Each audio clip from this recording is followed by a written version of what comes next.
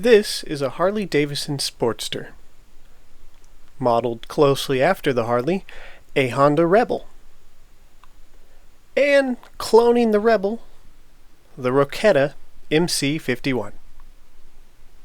Welcome back, motorized bike enthusiast. We have the parts to put our 4-stroke together and the in-frame mount as God intended, but that's going to take me another week, so for now we're going to do a viewer-requested video on my little blue motorcycle, the Roketa MC-51, a twin-cylinder 250.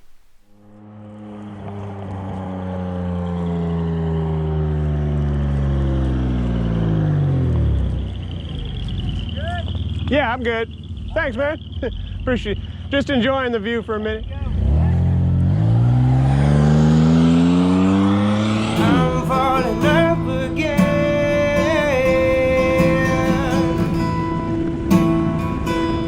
As I rise to another day.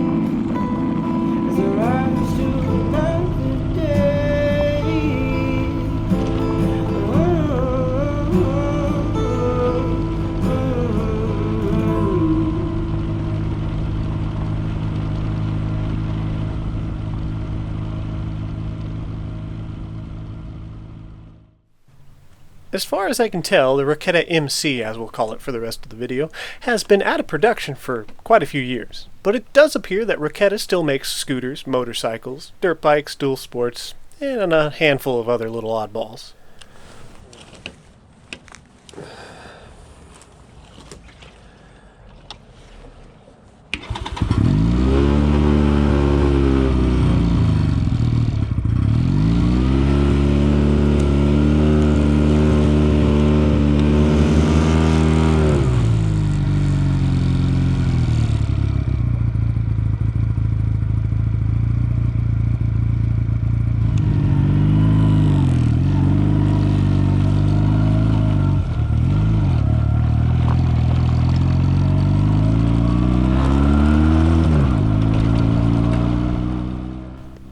A pretty good looking bike by my standards, and coming in a handful of different color options, it closer resembles a street cruiser. It's anything but. It's closer to a powerful scooter than an actual motorcycle. Sporting a 250cc engine, which is actually 244 cc's, it has plenty of power to take you and a passenger up to about 55 miles an hour. Beyond that, the gear ratio tends to make the engine cry. But more on performance later in the video. The bike is essentially a China bike, but not quite China quality. I'm guessing we caught kind of the end of the quality China bikes, as I really don't have many complaints about the quality of this bike considering its price. Even had I bought it brand new, I'm still satisfied with what I got.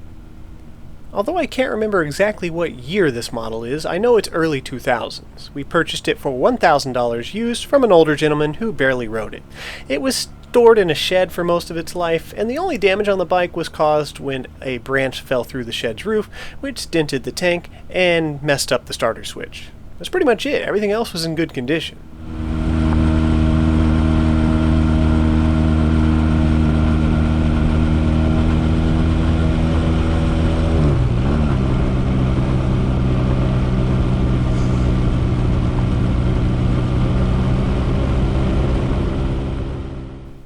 We'll go ahead and talk about the elephant in the room.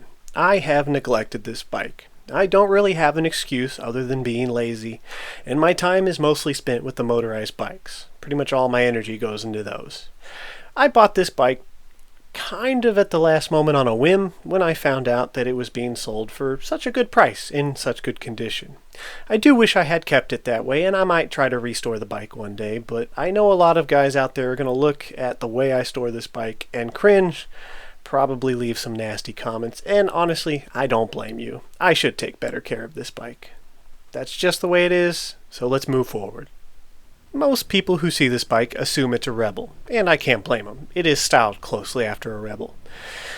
But occasionally I'll get asked what kind of bike it is, and I feel guilty about doing it, but I just tell people it's a Rebel. It's not that I'm trying to lie to make it look like a better bike, but anytime I tell them that it's a Roketa, I always get bombarded with a bunch of other questions about what's a Roketa. And well, when I'm just trying to get gas or something to eat, I don't really have time to explain that it's a cheap China copy of a Rebel, and then all the other details and questions that come along with that.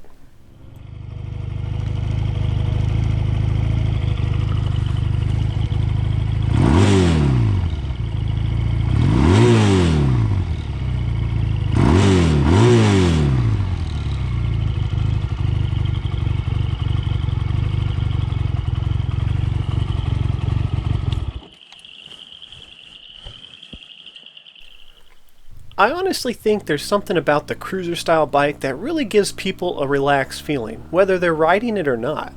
I found that it doesn't really matter what kind of bike this is or that it's missing some parts, old plastic covers that have gotten brittle over the year and no longer stuck to the bike. People tend to just treat you the same. If someone sees you parked on the side of the road, often they'll stop and see if you need a hand. If you're passing another motorcycle on the road, street bike, cruiser bike, Harley guy, it doesn't matter. Yes, I've even fooled a few Harley guys into giving me the wave. Everybody just gives you the wave. It's like the Jeep thing, but for motorcycles.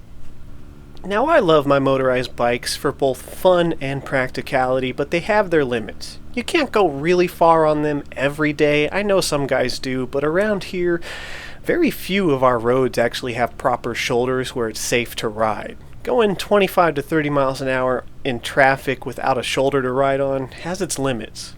That's where this Roketa really comes in handy. Now, I knew full well when I purchased the bike that it was mostly just a toy to relax and have fun with, but I never expected it to come in handy for anything really important. But all that changed completely the day that our fuel pump on the truck went out at the worst possible time.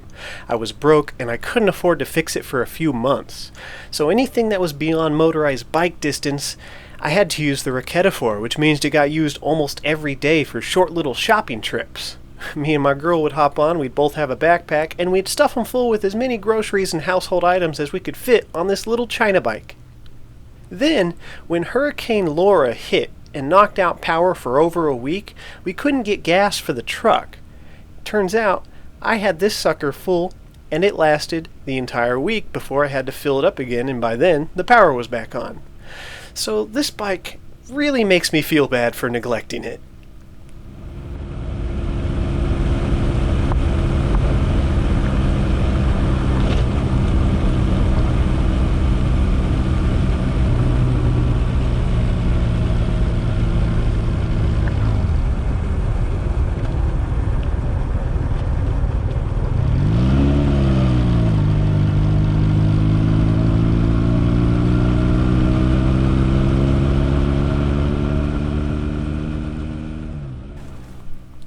Now let's talk about some pros and cons. Because I like to end on a high note, we'll get the cons out of the way first. My first major complaint about this bike is the speedometer location.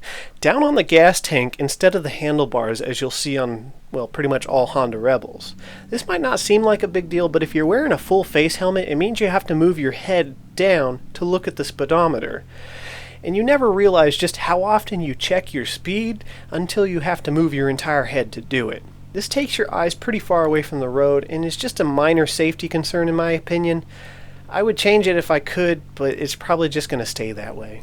My second major complaint with this bike is what really holds it back, and that's the gearing. This twin-cylinder 250 has plenty of power to take you up to 70 miles an hour if only it had a taller fifth gear or a sixth gear, but that's asking for quite a bit from a cheap China bike. Every time I hit 45 miles an hour on the highway, I always find myself looking for that gear that doesn't exist, trying to upshift one more time because the motor has more power to give, it just doesn't have a gear to give it to. And it's really unfortunate, because when you hit 55, which the bike will do easily, that motor is just screaming at you. It's not designed for highway use because of this one limiting factor, and that's really what holds it back. It's probably the main reason why I haven't taken this bike on a nice long trip yet.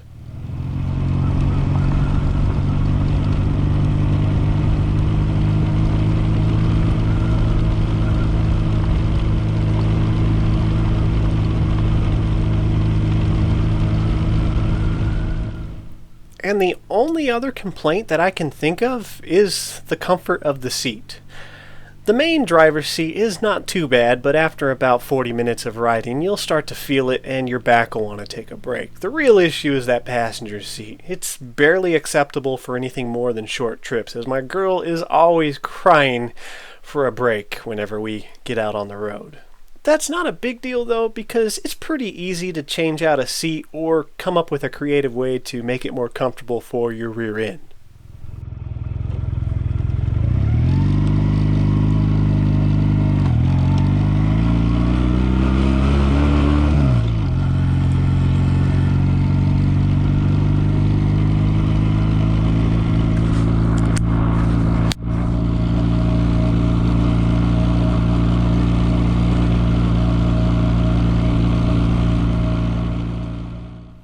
With the cons out of the way, let's talk about some of the pros. And it's important to remember our price tag of $1,000 when we're talking about pros and cons. You always want to keep that in the back of your head.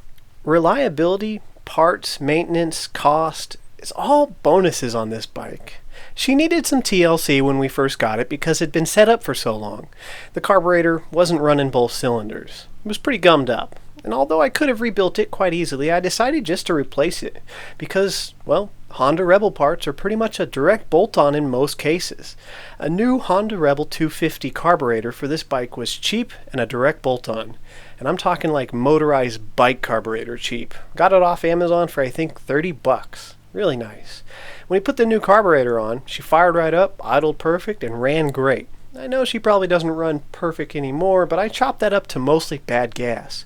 You can get away with running the crappy ethanol gas through your car because, well, you run it every week, so it gets cycled through the system. But on a motorcycle, if you set it up for a couple weeks, that gas really starts to gum up the works, especially on carbureted bikes. Other than replacing a battery when we first got it, that's pretty much it. She's been running like a champ ever since. She fires up really well, even on cold mornings. After that ice storm we had go through here, I put a little starting fluid in the ice-covered bike and she fired right up. Wish I got that on camera, but you'll just have to take my word for it. The bike has plenty of power. As mentioned earlier, even with a passenger, it has no problem taking me around town with a heavy load.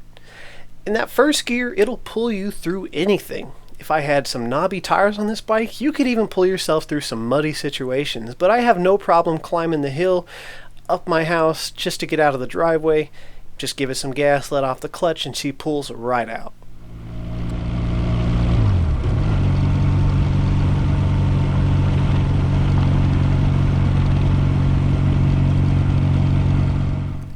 The Roketa MC-50 won't fall into history as a bike that anybody's going to remember. Even after watching this video, if you see one in person, you'll probably never even realize it. It's nobody's dream bike. It's not a bike that anybody asks for. Nobody looks for this bike. But it sits in a weird kind of niche. The styling and looks of the bike, when it's in its proper glory and cleaned up, it acts like it wants to turn heads. It was designed like it was meant to be a good-looking bike, but it just never quite caught on. It's like somebody in China said, let's make a good bike for a cheap price that looks nice. And they did. They did their job well. But in this market, day and age, it just falls into obscurity. If you guys like this bike and you want to see it restored to as close to showroom quality as I can get it, let me know in the comments. If you show enough love, we'll do our best. I have to dedicate my time and energy to what you guys want to see because I'm very limited on both. Anyways, I hope you enjoyed today's video. In next week's video, look forward to seeing a proper running 4-stroke motorized bike, and if we're lucky, we'll even hit some light trails with it. Until then, guys, ride safe.